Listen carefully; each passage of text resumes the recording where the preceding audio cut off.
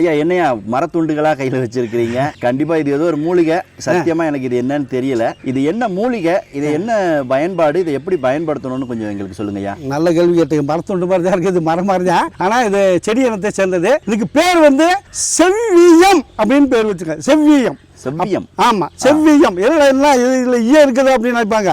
நம்ம உடம்புல சில ஈயச்சத்து இல்லாதனாலதான் நமக்கு நோய் நொடிகள் அதிகமாக. ஜிங்கு குறைஞ்சு வச்சுப்பாங்க. ஜிங்கு நாகச்சத்து குறைஞ்சு வச்சுன்னு உடம்புல இருக்க ஜிங்கை சரி பண்ணக்கூடியது.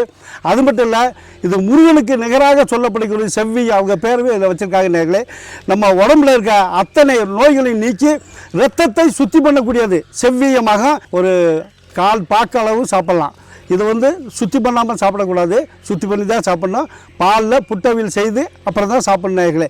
அப்பேற்பட்ட அருமையான மருந்து.